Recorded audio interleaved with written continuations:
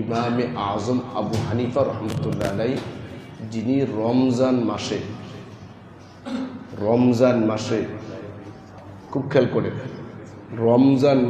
পুরো রমজান মাসে এক খতম পড়তেন। রমজান মিললে একটা খতম তারাবিতে, প্রতিদিন এক খতম, প্রতিদিন এক খতম, আবার তারাবিতে এক খতম, আবার তাহাজ্জুদে এক খতম, প্রায় 70টা খতম উনি রমজান মাসে একাই পড়তে পারতেন।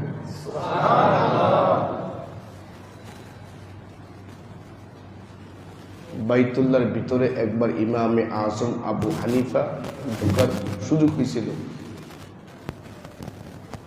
ঢোকার পরে কি করবেন, কি ইবাদত করবেন? তিনি ভাবলেন 30 পারা কোরআন, এক পায়ে দাঁড়াইয়া 15 পারা, আরেক পায়ে দাঁড়াইয়া আরো 15 পারা। এক পা, কিন্তু খেয়াল করে ভুল বুঝবেন না, বুঝলেন? কিন্তু এক পায়ে দাঁড়িয়ে আরেক পা উঁচা করে রাখছে, ক্লান্ত না, সে ঘুমায় না পড়ে কষ্ট। এক পায়ের উপর দাঁড়াইয়া 15 পারা কোরআন, দ্বিতীয় রাকাতে গিয়ে আরেক পা দাঁড়াইয়া আরো 15 পারা। এরকম 2 রাকাত নামাজ পড়ার পরে বলতেছে, আল্লাহ আপনি আমার এই পৃথিবীতে যত নেয়ামত দিছেন, ওই নেয়ামত ভোগ করে এখন যে আপনার সামনে 2 রাকাত নামাজ পড়ছি, এটা কিছুই না। আর আমরা প্রতিদিন প্রতি রাকাতে 1 পৃষ্ঠা, এখন কি প্রতি রাকাতে কয় পৃষ্ঠা? 1 পৃষ্ঠা।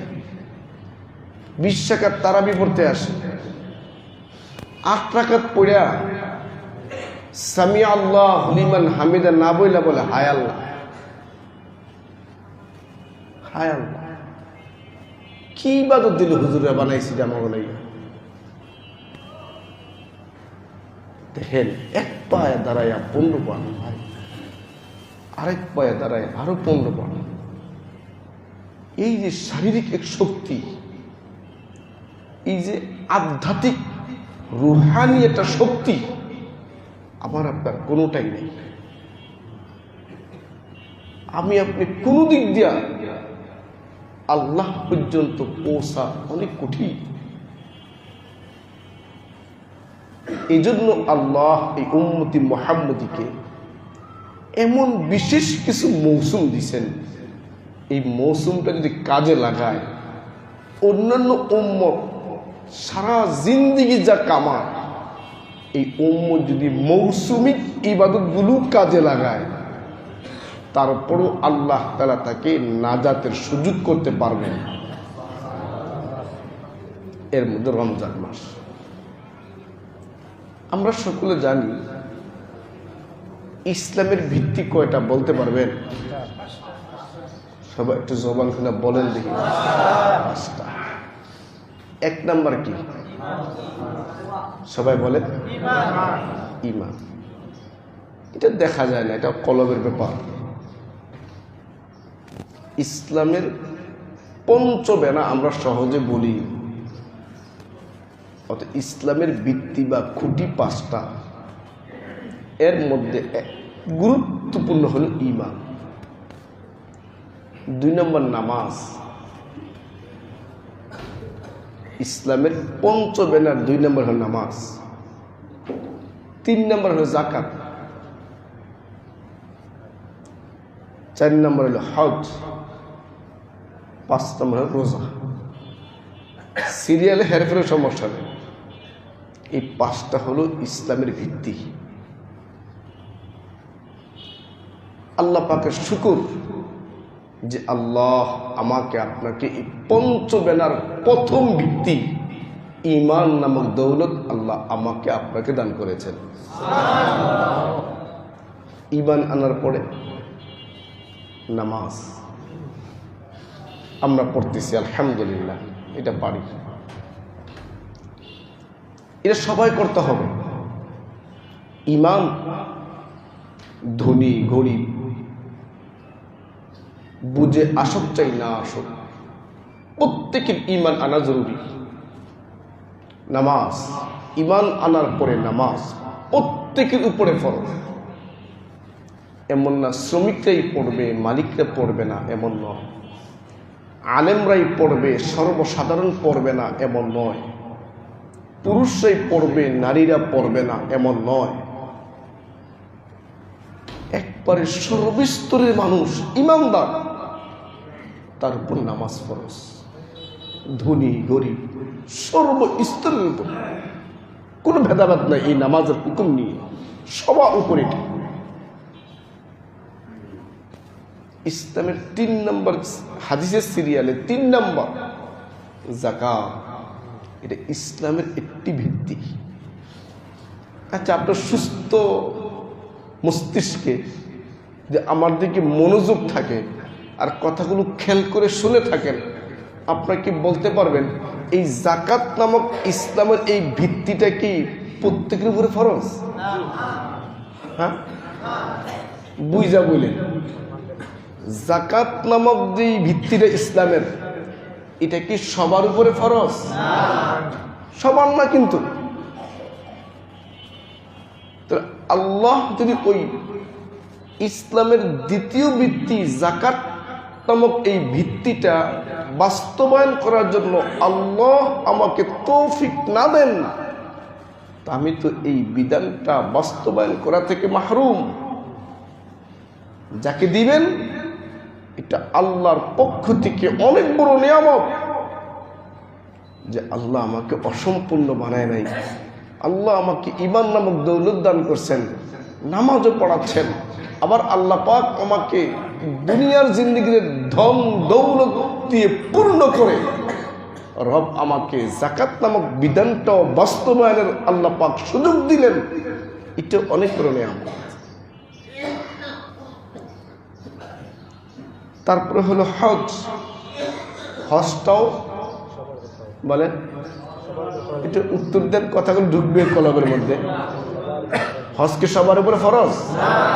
যাকাত যেমন সবার উপরে ফরজ না, এই ভিত্তিটা উপর আমল করা সবার উপরে জরুরি না, হজটাও সবার উপরে জরুরি না। এটা সিস্টেম আছে, বিধান আছে। সওম, এই যে রোজার আমল আমরা করতেছি, এটা কি সবার উপরে ফরজ? বলেন, হ্যাঁ, রোজা সবার উপরে ফরজ। এই ইসলামের মূল ভিত্তি 5টা, খুব মনোযোগ দেন। এই মূল ভিত্তির 5টার মধ্যে এই 5টা ভিত্তি 3 ভাবে বিভক্ত।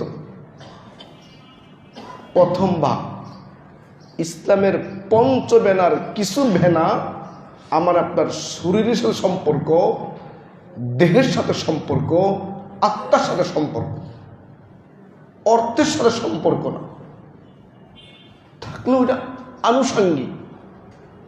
নামাজ হাত পা অঙ্গ প্রত্যঙ্গ দিয়ে পড়ি, এটা দেহের লগে সম্পর্ক। নামাজ নামক ইবাদত, ঈমান নামক ভিত্তি, নামাজ নামক ভিত্তি, এই ভিত্তিটা আল্লাহ পাক সম্পৃক্ত রাখছেন দেহের সাথে, বডির সাথে, হাত পা। এই জন্য মানুষের এন্তেকালের পরে তার হাত পায়ের বিশেষ কিছু জায়গার মধ্যে বিশেষ কিছু পদার্থ লাগিয়ে দেওয়া হয়, যেটা যত কালো হোক আর বর্ষা হোক, ওই পদার্থ লাগিয়ে দেওয়ার কারণে মৃত ব্যক্তির জায়গাগুলো ঝলমল ঝলমল দুনিয়াতেই করে। দেখবেন কাফুর লাগিয়ে দেওয়া হয়। এটি দুনিয়াতে এই প্রাকৃতিক এই বস্তু লাগা যেমন জলে, হাদিসে রাসূল বলেন ময়দানে মাহশরে বাস্তব সম্পর্ক। টাকা আছে, শরীর ভালো না, হজ করতে পারবেন না। বাইতুল্লাহ গেলেন, আপনার পাওটা কোনোভাবে ভেঙে গেল, আপনি বিপদে পড়ে যাবেন। আপনি হাঁটতে চলতে পারেন না, আপনি সাই করতে পারবেন না, আপনি তোয়াফ করতে পারবেন না হুইল চেয়ার ছাড়া। হুইল চেয়ার ঠেলতেও লোক লাগে, সেখানেও টাকা লাগে। অর্থাৎ আমি বুঝে যেতে চাচ্ছি, ইসলামের পঞ্চবেনার কিছু বেনার সম্পর্ক দেহের সাথে, আর কিছু বেনার সম্পর্ক অর্থ আর দেহের সাথে। 3 নম্বর, পঞ্চবেনার কিছু সম্পর্ক আছে একটা বিশেষভাবে শুধু অর্থের সাথে। দেখাও লাগে না, সুস্থতার প্রয়োজন নেই, অসুস্থ তাও সমস্যা নেই। সেই ইসলামের পঞ্চবেনার 3 নম্বর স্তর যে বিষয়টা, সেটা হলো জাকাত। জাকাত, এই জাকাত নামক ইবাদতটা, ফিতরা নামক ইবাদতটা, ফিদিয়া নামক ইবাদতটা, সদকা নামক ইবাদতটা, এটা সম্পূর্ণ অর্থের সাথে। একটা কথা খুব মনোযোগ দেন, এই কথাগুলো প্রত্যেকটা মুমিন বান্দা প্রত্যেকেই শোনা দরকার। জাকাত নামক ইবাদতটা এটা দান না। আমি আপনি আমাকে 5 টাকা দিলে দান, এমনি শুক্রবারে কয়েক টাকা ব্যাগ নিয়ে আসে আপনাদের, এটা দান, এটা দান। কিন্তু জাকাত এটা দান নয়। কি বলছি বলেন?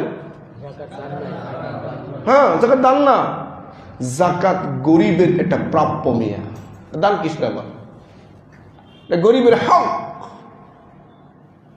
এটা দান না। দান অন্য ইবাদত আছে, এটা গরিবের প্রাপ্য, এটা গরিবের হক। এটা যেই বান্দা যত গুরুত্বের সাথে এই গরিবের এই মুআমালা যত সুন্দরভাবে সম্পূর্ণ করবে, ওই ব্যক্তির ধন দৌলত সম্পদ, নিজের শরীর, নিজের সবকিছু আল্লাহ জমিনে তত বেশি বরকতের সাথে, ইজ্জতের সাথে আল্লাহ তত বেশি টিকায় রাখবে।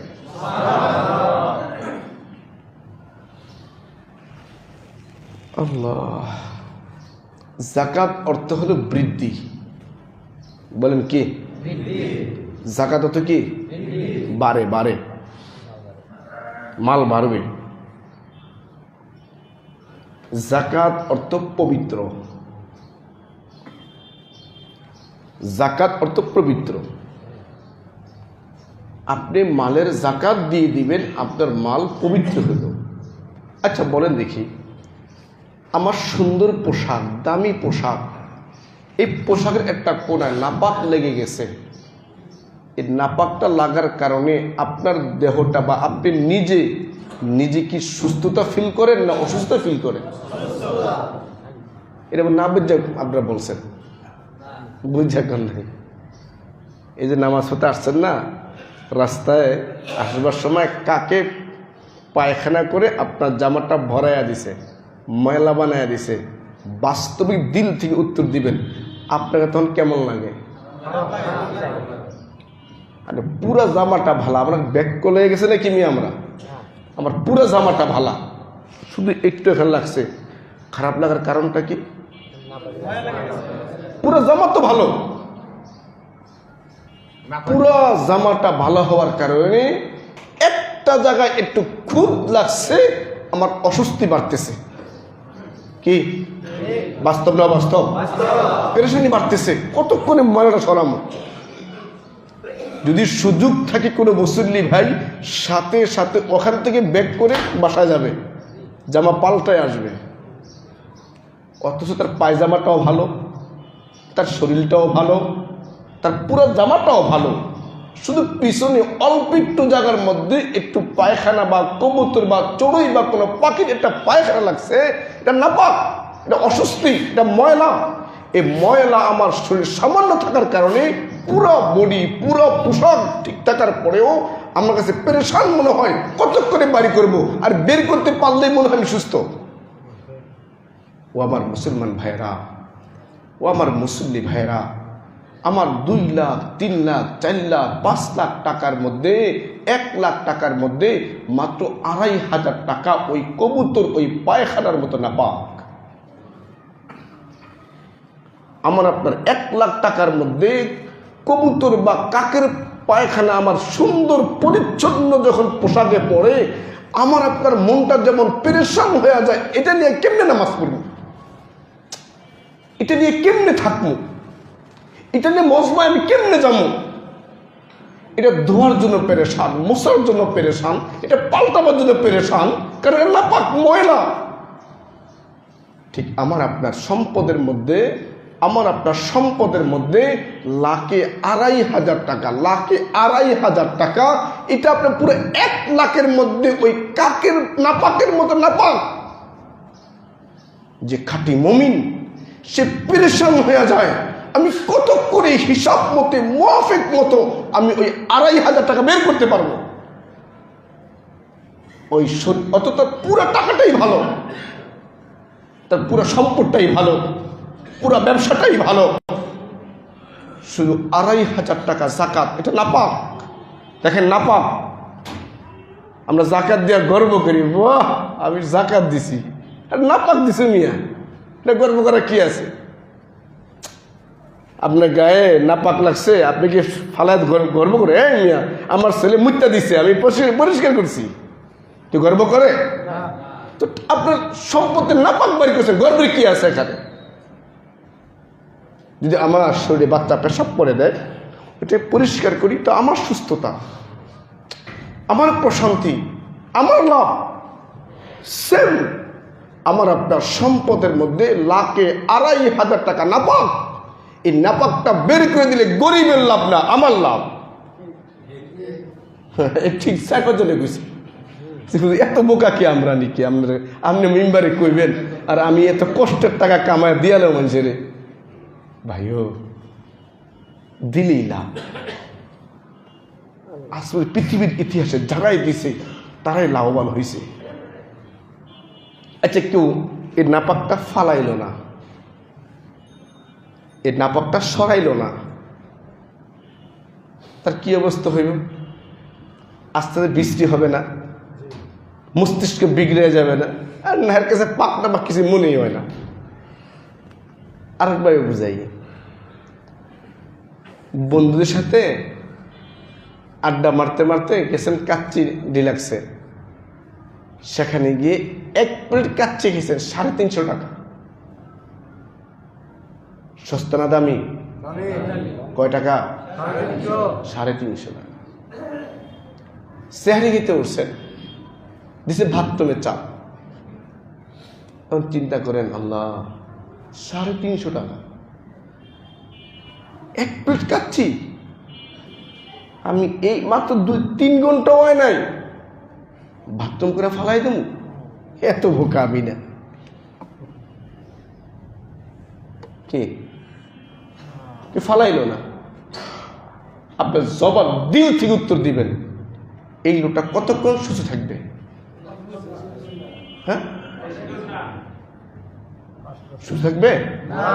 সামনের খাবারটা ক্লিয়ার খেতে পারবে না? আস্তে আস্তে মরার দিকে যাবে, মরার দিকে যাবে।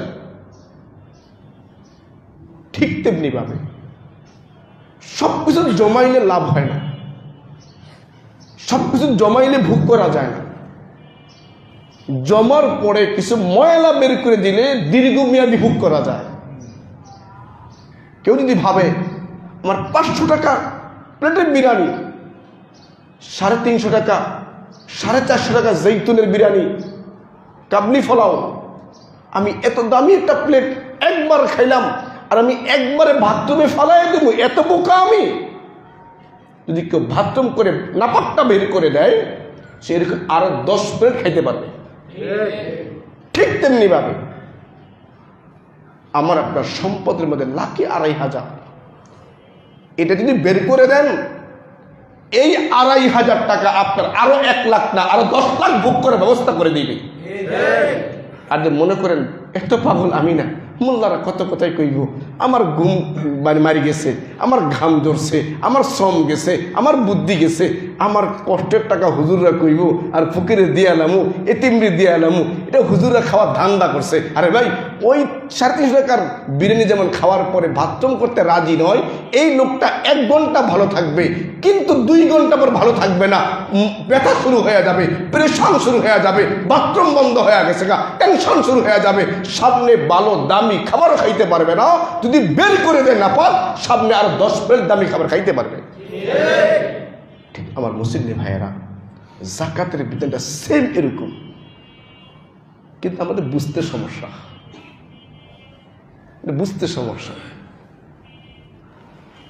আল্লাহ রমজান মাসে শুধু জাকাত আসে না, খুব মাসালা ক্লিয়ার। রমজান মাসের সাথে জাকাতের কোনো সম্পর্ক নেই, খুব ক্লিয়ার, এটা বাস্তব, খুব ক্লিয়ার। আপনার সম্পদের পরিপূর্ণ 1 বছর গিয়া যেই দিন শেষ হবে ওই দিনে আপনার জাকাত ফরজ। ক্লিয়ার হল মাসালা? আমাদের মুসলিম ভাইয়েরা একচাটিয়া মানে রমজান মানে জাকাত, না না না। আমাদের মুসলমান ভাইয়েরা অধিক সোহাবের আশায়, অধিক আবেগ, ভালোবাসা, মহাব্বত, এগুলোর কারণে নিজের মালের হিসাবটা রমজান থেকে রমজান করে। কথায় ক্লিয়ার বুঝছেন? জাকাতের সাথে রমজানের সম্পর্ক আছে? কোনো সম্পর্ক নাই।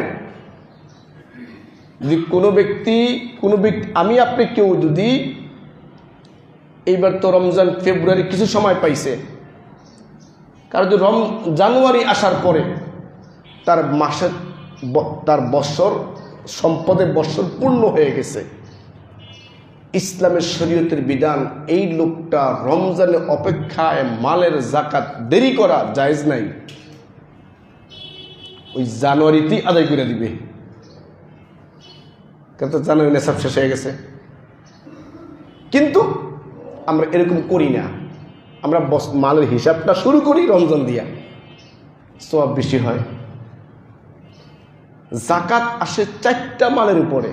আমাদের দেশে আরো আছে, আরো অনেক মাল আছে জাকাত হয়, কিন্তু আমাদের দেশে প্রচলিত 4টা মাল। 1 নম্বর স্বর্ণ। এই বছর স্বর্ণের বাজার অনেক গরম। হ্যাঁ, যা স্বর্ণ কিনে রাখছেন অনেক লাভবান। 1 নম্বর স্বর্ণ, 2 নম্বর রূপ্য, 3 নম্বর জমা টাকা, ব্যাংকে জমাইতেছেন না এটা, বা ঘরে রাখতেছেন, জমা টাকা। 4 নম্বর ব্যবসার মাল। আমাদের দেশে এই 4টা বেশি প্রচলন। গবাদি পশুর মাসালা জাকাত আছে। স্বর্ণ ব্যবহার করুক চাই না করুক, সবাই বলেন, সবাই বলেন নাই, আবার বলেন, ব্যবহার করুক চাই, করে কোনটা? নাকফুল, কানফুল, ধুল, চেন, যা ব্যবহার করে জাকাত আছে। ব্যবহার করুক চাই না করুক, কাঁচা হোক পাকা হোক, জাকাত ফরজ। সোনা জাকাত লাগে, রূপা একই কথা, ব্যবহার করুক চাই না করুক, জাকাত আছে। কিন্তু কারো কাছে কিনারটা আছে, পাথর আছে, স্বর্ণ, এই দামি পাথর, ডায়মন্ড নেকলেস আছে, জাকাত নাই। হীরের কোনো আংটি আছে, জাকাত নাই, এগুলো জাকাত আসে না। কিন্তু ব্যবসা করলে ব্যবসার মালে জাকাত আসে। ডায়মন্ডের ব্যবসা করে, হীরের ব্যবসা করে, ওই ব্যবসায়িক হিসাবে ব্যবসায়ী সম্পদে জাকাত আসবে। কিন্তু এগুলোর পণ্য ব্যবহার করলে বা কাছে এমনি রাখলে জাকাতের সম্পদে যোগ হয় না। কিন্তু জাকাত আছে শুধু স্বর্ণ আর রূপায়। 2 নম্বরে জমা মাল, 3 নম্বরে ব্যবসার মাল। এই যে 4টা মাল বললাম, এটাকে মাপবো কি দিয়ে? কত হলে কি দিন? এটা মাপার 2টা স্কেল। একটা স্বর্ণ দিয়ে মাপবো, আরেকটা মাপবো রূপা দিয়ে। খুব মনোযোগ দেন। আমার এই 4টি সম্পদ, স্বর্ণ, রূপা, ব্যবসার মাল, জমা মাল, এই 4টা স্তরের মাল আমার উপরে কি পরিমাণ হলে জাকাত দিতে হবে বা দিতে হবে না, এটা মাপার স্কেল 2টা। একটা হলো স্বর্ণ দিয়ে, আর একটা হলো রূপা দিয়ে। স্বর্ণ দিয়ে কেমনে মাপবো? যদি কারো কাছে 7.5 তোলা স্বর্ণ থাকে, 7.5 ভরি বলেন, যাই বলেন না, এই যে রূপা বললাম, স্বর্ণ বললাম, ব্যবসার মাল বললাম, জমা মাল বললাম, এই চারটা সম্পদ যদি আপনার একসাথ করে 7.5 তোলা স্বর্ণের যে মূল্য, ওই পরিমাণ সম্পদ 1 বছর নিত্য প্রয়োজনীয় কাজবাজ সেরে। নিত্য প্রয়োজনীয় কি? নিত্য প্রয়োজনীয় 1 নাম্বার আমার আপনার পোশাক, আমার আপনাদের পোশাক। 2 নাম্বার আমার আপনার বাড়ি ঘর। 3 নাম্বার আমার আপনার সেবা খাত, ওষুধ বড়ি যে খান, নিত্য প্রয়োজনীয়। পোশাক, ঘর বাড়ি, সুস্থতা, আর আমি আপনি যে দৈনন্দিন যে সারা বছর খাবার দাবার খাই, এ খাবারের প্রয়োজনীয় খরচ। এই 4টা হলো আমার আপনার নিত্য প্রয়োজনীয়। পোশাক বাবদ খরচ, চিকিৎসা বাবদ খরচ, ঘর বাড়ি মেরামত বা থাকা বাবদ খরচ, আমার আপনার খাবার দাবারে খরচ। এই 4টা খরচ খাদে খরচ করার পরে আমার আপনার স্বর্ণ, আমার আপনার রূপা, আমার আপনার ব্যবসার মাল, আমার আপনার জমা মাল যদি স্কেল 1 নাম্বার 7.5 তোলা স্বর্ণের মূল্যের সমপরিমাণ সম্পদ একটা বৎসর গচ্ছিত থাকে, তার উপরে লাখে 2,500 শতে কত? 2.5 টাকা। 2.5 টাকা না, শতে 2.5 টাকা যাকাত ফরজ। এই একটা স্কেল। আরেকটা স্কেল হলো 52.5 তোলা রূপা। এই পুরো সম্পদ যদি, এই 4টা সম্পদ বললাম না, একসাথ করে যদি স্বর্ণের সমপরিমাণ না হয়ে যদি রূপার সমপরিমাণে হয়ে যায়, 52.5 তোলা রূপার মূল্য বাজারে কত? ওই মূল্য পরিমাণ সম্পদ আমার আপনার কাছে গচ্ছিত 1 বৎসর অতিক্রম হলেই নিত্য প্রয়োজনীয় কাজবাজ শেষ করে আমার আপনার থাকলে রূপার স্কেলে 52.5 তোলা। 52.5 তোলা রূপার দাম কত কে বলতে পারবেন? বর্তমান আমার যতটুকু যাচাই বাছাই 4500 বা 5000 টাকা এখন রূপার ভরি। এত বাড়ছে। আগে ছিল 2500, 1000, 1100 এর রূপার ভরি ছিল। যদি আপনি 4500 ধরেন, একটু বাড়ায় ধরতে হবে, ধরেন 5000, একটু বাড়ায় ধরতে হবে, একটু 5000 করে ধরেন, তো 52.5 রূপার দাম কত আসে? কেউ ইয়া দেন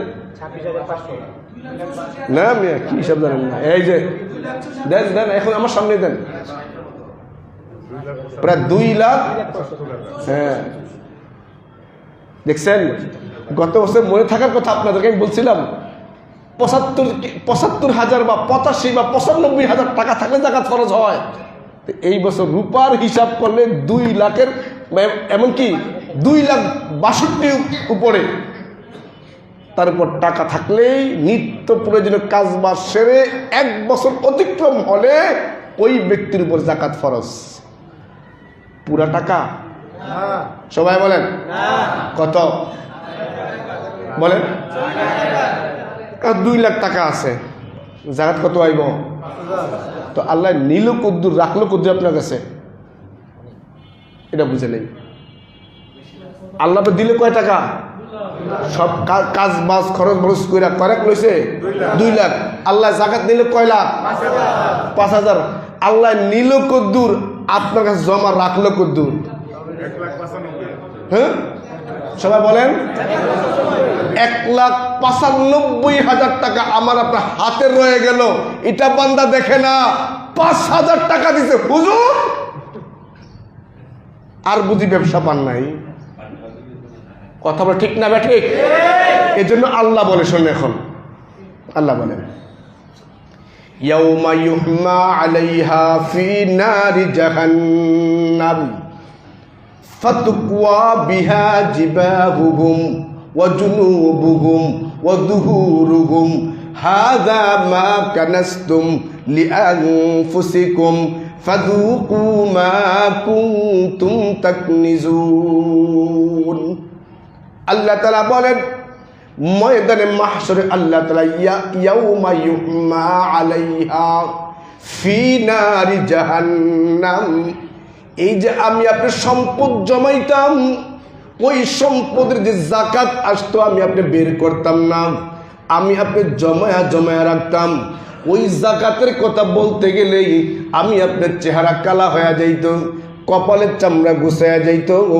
এই জন্য আল্লাহ তাআলার বান্দা, তোমার কাছে যাকাত যখন চাওয়া হইতো, যাকাতের কথা বলা হইতো, সর্বপ্রথম তোমার সুন্দর পরিচ্ছন্ন কপালটা মৌলভী সাহেব যাকাত দেন বলতে দেরি, তোমার কপালের চামড়া বড়তে দেরি নাই, তোমার চামড়া যেন বড়তে দেরি নাই, ময়দানে মাহশরে সর্বপ্রথম শাস্তিটা আমি তোমার সম্পদগুলোকে এরকম আগুনে জ্বালাইয়া একটা পাত বানায়া, একটা খণ্ড বানায়া, এই খণ্ডটা সর্বপ্রথম যেই কপালের চামড়া গুছাইতা ওই চামড়ার মধ্যে দাগ লাগাইয়া দেব।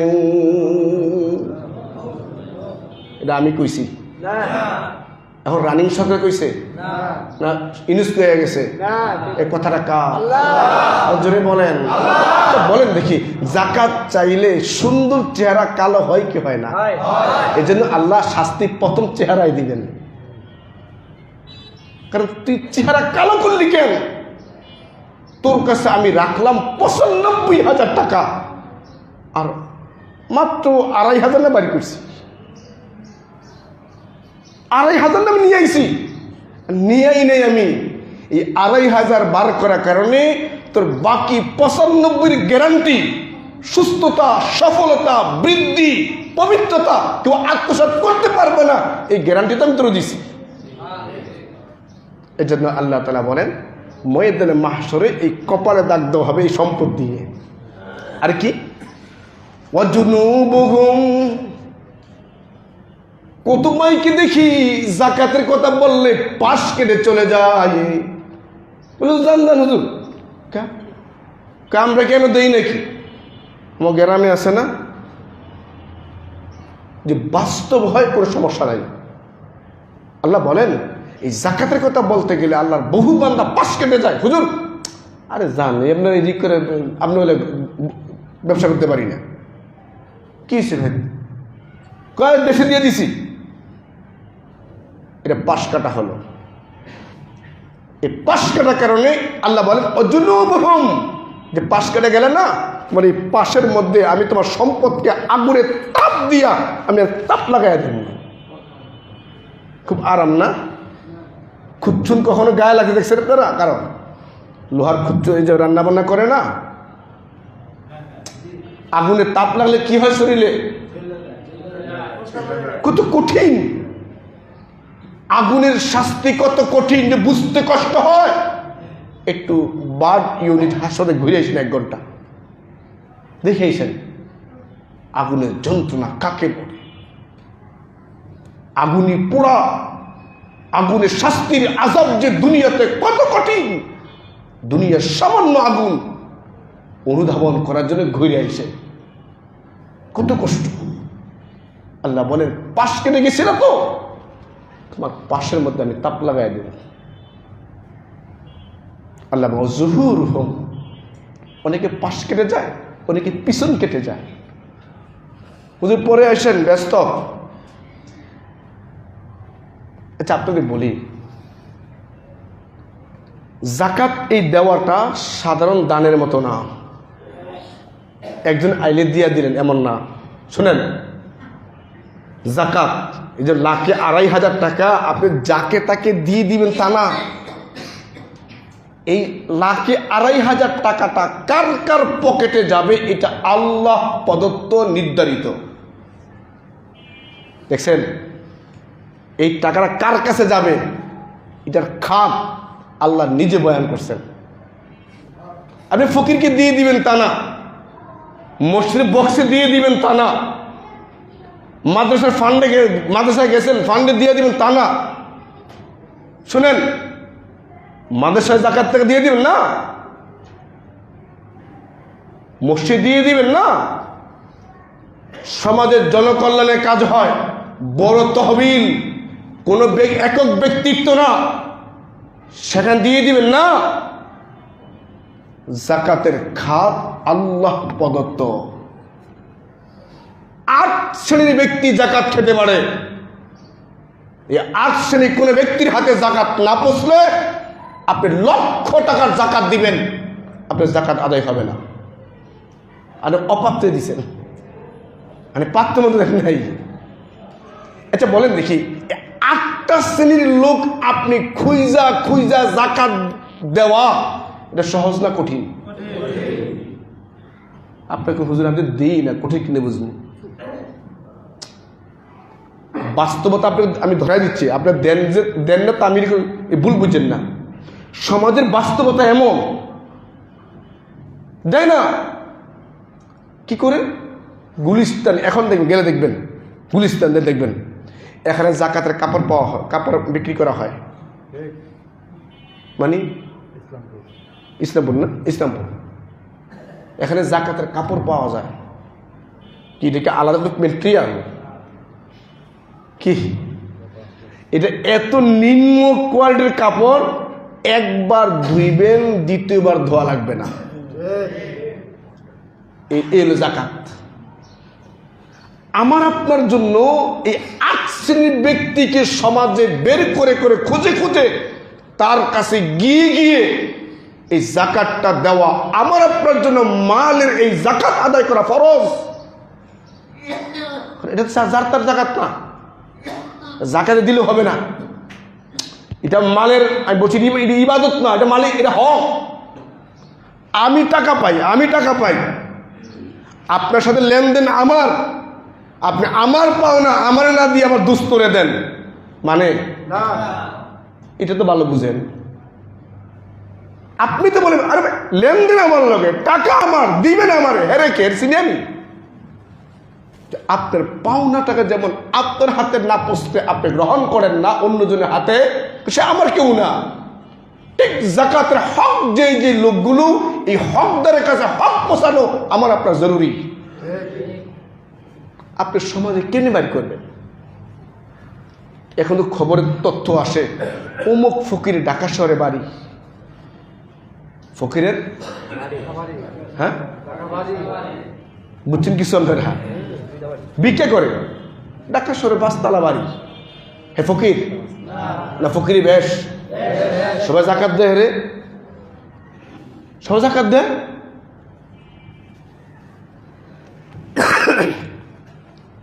ফকির ঘরে বিশাল বড় একটা টিভি ঝুলিয়ে রাখছে, 32 ইঞ্চি 34 ইঞ্চি টিভি। এখন তো দাম বাইরে গেছে, যাকাতের পরিমাণ বাড়ছে। আগে যখন কম ছিল, 95,000 ছিল, তখন তো এই টিভি থাকলে যাকাত দেওয়া যাইব না রে। জানেননি খবর আপনারা?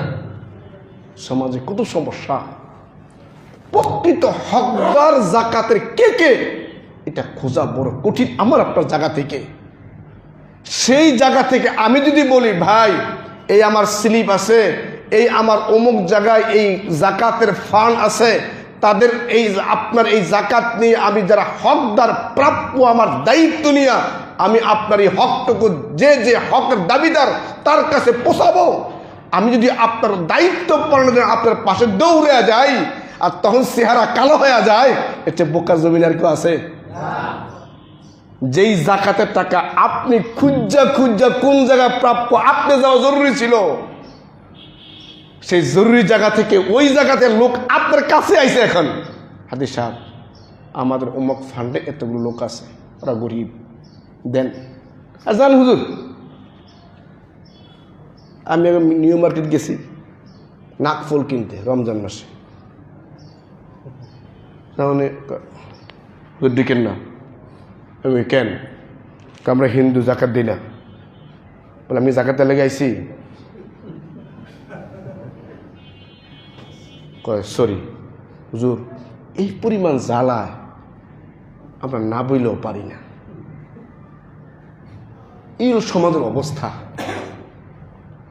কোথায় পড়ছে আপনারা বলেন? আমরা যারা সম্পদশালী, এলাকা ভিত্তিক আমাদের যে সকল বাস্তব খালেস দিনী প্রতিষ্ঠানগুলোর মধ্যে গোরাবাদের ফান্ড আছে, এতিমদের ফান্ড আছে, জাকাত খাওয়ার মতো ব্যবহার করার মতন ফান্ড আছে, ওই ফান্ড খুঁজে খুঁজে সেখানে দেওয়া জাকাত আদায় করা ফরজ। সব মাদ্রাসায় না, কিন্তু একথা বলার সুযোগ নেই। ওই মাদ্রাসায় জাকাত দিলে জাকাত আদায় হবে না, একথা বলার সুযোগ নেই। ওই মাদ্রাসায় জমিনে যা দিছে অন্য তা দিতে পারে নাই। এই দেশে যত অঘটন ঘটছে, একটা অঘটন কমি মাদ্রাসা থেকে হয় নাই। সব অঘটন স্কুল, কলেজ, ভার্সিটির পক্ষ থেকে হয়েছে। আচ্ছা, শেখ মুজিবের কারা মারছে কোন আপনারা? কোন কমির হুজুর? কথা কর না, আমি আমলিকের ওয়াজ করি না, কথা উত্তর দেন আপনারা। শেখ মুজিবের কারা মারছে? কমির হুজুর? কমির ছাত্র? না ভার্সিটি? তোমাদের সম্ভব তোমাদের পক্ষে গুলি মারছে। জিয়ারে কারা মারছে বলেন আপনারা? কমির ছাত্র? কমির হুজুর? তোমাদের প্রোডাক্ট, তোমাদের উৎপাদন, তোমাদের পক্ষে গুলি মারছে। আমরা করি নাই, আমরা করি নাই। এত নিমুখ হারাও আমরা না। কই মাসা যা দিছেই জমিনে, কই মাসা না থাকতো এদেশে হাজার হাজার লক্ষ লক্ষ এতিম কিশোর জ্ঞান হইয়া পাড়ায় পাড়ায় জুলুম নির্যাতন করতো। এই কই মাসা নিজ দায়িত্ব নিয়া এতিমখানা খইলা হাজার হাজার মেধাবীকে মূল্যায়ন করা সমাজের উন্নতম জায়গায় বসায়া বসাইয়া এই কিশোর জ্ঞান এই পথাকে বন্ধ করার চেষ্টা করতেছে। আপনি বিশ্বাস করেন, কোন কই মাদ্রাসা এতিমের খবর নিয়ে দেখেন একটা ছাত্র এক বেলা না খায়া থাকে না। আর এদেশে হাজারো সরকারি এতিমখানা আছে, হাজারো গোরাবা ফান আছে, যা দেখেন জানালা কাজ নাই, ছাত্রকে বালিশ নাই, টাকা বরাদ্দ ঠিকই হয়, রাস্তায় আসতে আসতে 4-5 ভাগ হয়ে জায়গা। আর আমরা আপনাদের কাছ থেকে খুঁজে খুঁজে খুঁজে খুঁজে স্লিপ দিয়ে দিয়ে টাকা উঠে আনিয়া আমরা এমনভাবে ব্যবহার করি, আজও দেশ স্বাধীনের পরে করে মাদ্রাসা আন্দোলন হয় নাই, আমরা ডিম পাই নাই, আমরা খাবার পাই নাই, উস্তাদের কথা বলে বেতন পাই নাই। অথচ এদেশে বড় বড় প্রতিষ্ঠানওয়ালারা আন্দোলন করতে করতে 1 মাস প্রতিষ্ঠান বন্ধ। বহু প্রমাণ আছে, বহু প্রমাণ আছে। ভাইয়েরা ভুল বুঝেন না, এই জাকাতের খাতগুলো বড় গুরুত্বপূর্ণ। এগুলো লোক খুঁজে খুঁজে আমার বের করতে হবে। এতিম, মিসকিন, আল্লাহ রাস্তার মেহমান, মুজাহিদ, অনেক কঠিন ব্যাপার এগুলো। জাকাত কাকে দিবেন একটা সহজ স্যাম্পল দিচ্ছি আপনাদেরকে। আমি যার থেকে বের হয়ে আসছি, সহজ কথা, আমি যার থেকে বের হয়ে আসছি, আমার মা, আমার বাবা, এই যে উপর সিরিয়াল, আমার উৎপত্তি স্থলের উপরে যারা আছে এদের কাউকে জাকাত দেওয়া যাবে না। গরিব হইল অন্য দান দেব, অন্য দান তাদেরকে দেব, জাকাত দিব না, জাকাত আরো রাখিব। আর আমার থেকে যারা বের হয়েছে নিচে গেছে, ছেলে, ছেলের ছেলে যা আছে, নাতি পুতি পিছে নিচে যা আছে, এদের জাকাত দেওয়া যাবে না। গরিবের পরেও, হ্যাঁ গরিব সে অন্য খাদের দানের টাকা পাবে, জাকাতের টাকা পাবে না। জাকাতের খাত সম্পূর্ণ আলাদা। আমি যার থেকে বের হইলাম, আমার থেকে যারা বের হইল, তারা কেউ জাকাত দেওয়া যাবে না, দিলে আদায় হবে না। কথা বুঝছেন? বোন কি আপনার থেকে বের হয়েছে? বলে দেওয়া যায়। খুব খেলবে স্কেলটা। আমি যার থেকে বের হয়ে আসছি, মা, মা উপরে, নানা নানি, বাপ, বাবার বাপ যা উপরে আছে, আমার থেকে যারা বের হয়েছে, ছেলে, ছেলের ছেলে, ছেলের ছেলে, ছেলের ছেলে যা যাবে, মেয়ের মেয়ে, মেয়ের মেয়ে, ডাইনে বামে, আমার তো ভাই বের হয় নাই, আমার তো বোন বের হয় নাই, এই যে শাখা প্রশাখাগুলো এতে দেওয়া যায়। আমি যার থেকে বের হয়ে আসছি, আমার থেকে যারা বের হয়েছে জাকাত কেউ পাবে না। সহজ হিসাব। এই জন্য এই জাকাতটা বড় গুরুত্বপূর্ণ। জাকাত সম্পদ বাড়ায়, যতদিন বাড়বে। এই যে বলবেন না হুজুর আমরা তো কষ্ট করে কামাই। ও ভাই, আমার আমি বলি যে আমি ইমাম, আমার ইমামগুরি তখনই মজবুত আপনারা আসেন। বুঝতে নি মনে হয় এটা ইমামের মূল্য কি দিয়া? জোরে কন, মুসলিম না আসে আমার রাখবো কেউ না হুজুর, আমি মুসলিম নেই, আমরা কি করবো?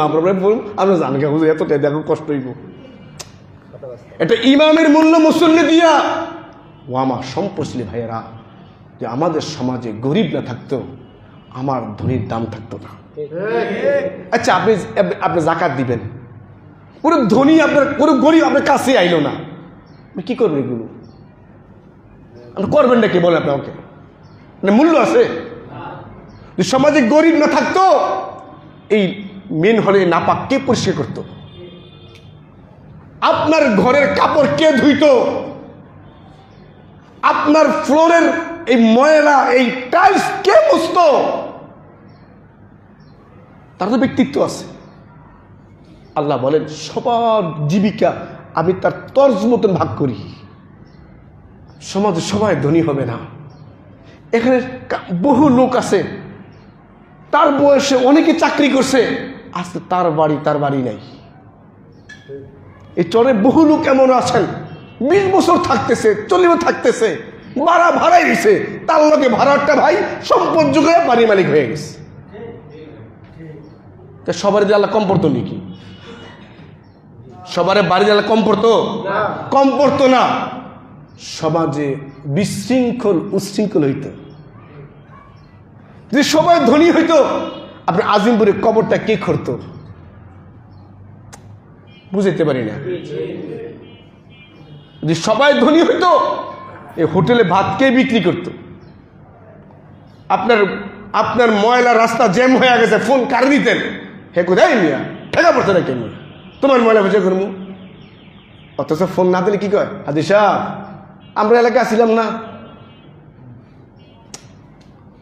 আমি করি, আমার সম্পদ, আমি ধনী, আমার কোনো মূল্যই থাকতো না যে সমাজ আল্লাহ গরিব না বানাইতেন। হ্যাঁ, ধনীর মূল্য গরিব দিয়া। গরিব নাই, আমার কোনো দাম নাই, আমার কে সালাম দিব?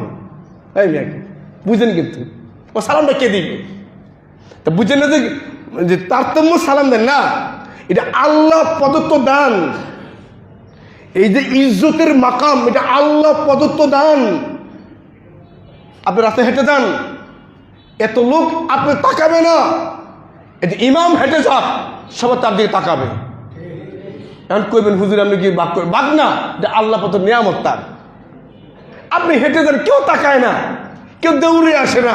ইমাম হেঁটে যায়, সবাই দৌড়ে আসে, হুজুর একটু সালাম দেন, হুজুর কেমন আছে, হুজুর একটু বসে, আপনি একটু জিজ্ঞাসা না।